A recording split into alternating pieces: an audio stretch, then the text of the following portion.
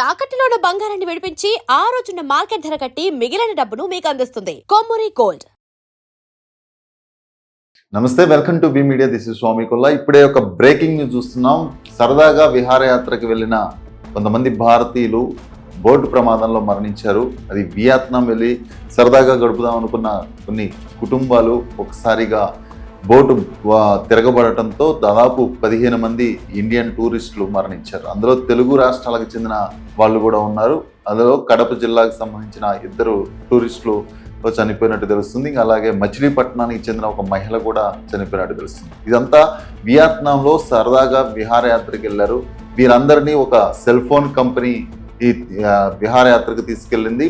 డిస్ట్రిబ్యూటర్లు, వీళ్ళందరూ వెళ్ళిన వాళ్ళందరూ సెల్ ఫోన్ డిస్ట్రిబ్యూటర్లు వారి కుటుంబ సభ్యుల్ని ఒక సెల్ ఫోన్ కంపెనీ ప్రమోషన్లో భాగంగా సరదాగా విహారయాత్రకు తీసుకెళ్ళింది వియత్నాంలో వాళ్ళు ఆనందంగా గడుపుతున్నారు. అలాగే బోటింగ్కి వెళ్ళి సరదాగా 3 పడవల్లో మొత్తం దాదాపు ఇండియా నుంచి 250 మంది ఈ టూరిస్టులు వియత్నాం వెళ్ళారు. ఈ మొబైల్ కంపెనీ తరపు నుంచి సరదాగా ఆహ్లాదంగా గడిచిపోతుంది అనుకున్న వాళ్ళ విహారయాత్ర ఒక్కసారిగా బోటు తిరగబడటంతో విషాదంగా మారిపోయింది.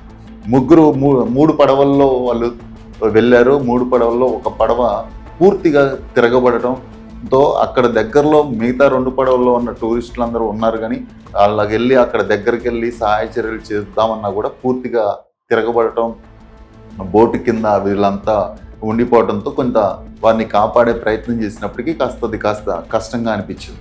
సో అందులో 15 మంది దాదాపు ఇండియన్ టూరిస్టులు వెళ్ళిన ఈ ఎవరైతే ఉన్నారో ఏపీ నుంచి ఒక 35 మంది ఉన్నారు. అలాగే తెలంగాణ నుంచి 40 మంది ఉన్నారు. మొత్తంగా 250 మంది ఈ విహారయాత్రకు వెళ్ళారు. వీరంతా సెల్ ఫోన్ డిస్ట్రిబ్యూట్ చేస్తూ ఉంటారు.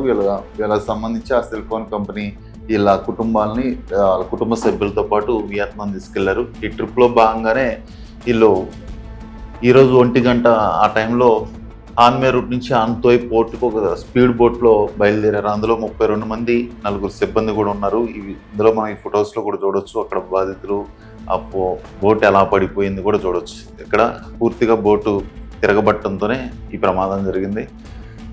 అయితే ఇక్కడ సహాయ చర్యలు వెంటనే చేపట్టారు. కానీ బోటు పూర్తిగా తలకిందులుగా పడిపోవడంతో కొంత సహాయ చర్యలు తీవ్ర ఆటంకం ఏర్పడినట్లు అక్కడ ఉన్న అధికారులు చెప్తున్నారు. ఇందులోనూ అలల ఉధృతి కూడా ఎక్కువగా ఉండటంతో వారిని కాపాడటానికి ప్రయత్నించడం కూడా చాలా కష్టంగా మారిపోయింది. అయితే ఇప్పటికే రెస్క్యూ సిబ్బంది అందరినీ రక్షించి మిగతా వారిని ఆసుపత్రికి తరలించారు. మరికొందరు గల్లంతయ్యారు. వాళ్ళందరి కోసం ఎతుకుతున్నారు. దానికి సంబంధించి విజువల్స్ కూడా మనం ఇక్కడ క్లియర్గా చూడొచ్చు. బోట్ ఎలా పడింది, వాళ్ళందరినీ ఒడ్డుకు ఎలా తీసుకొచ్చారని. ఇక్కడ 3 బోట్లలో బయలుదేరారు. ఆ 3 బోట్లలో ఒక బోటు పూర్తిగా రివర్స్లో పూర్తిగా తలకిందులుగా పడిపోవడంతో మొత్తం అందులో ఉన్న 32 మంది ఈ బోటు కింద పడిపోయారు. అదే టైంలో అలల ఉధృతి కూడా ఎక్కువగా ఉండటం వాళ్ళందరూ బయటికి రాలేని పరిస్థితి వచ్చింది. అందులో కొంతమంది గల్లంతవుగా, కొంతమంది చనిపోయారు. అందులో 15 మంది పూర్తిగా మృతి చెందినట్లుగా తెలుస్తుంది. కొంతమంది దాదాపు ఇది సముద్ర తీరానికి దగ్గరగా, అంటే జస్ట్ ఒక 400 మీటర్ల దూరంలో ఉన్నారు. కొంతసేపు ఉంటే ఒడ్డుకు చేరే వాళ్ళు అనుకోకుండా బోటు తిరగబట్టడం, వాళ్ళ ప్రాణాలు పోగొట్టడం, ఆనందంగా గడుపుదాం అనుకున్న వారి మూడంతా ఒకసారిగా వారి మృతితో విషాద ఛాయలు అలుముకున్నాయి.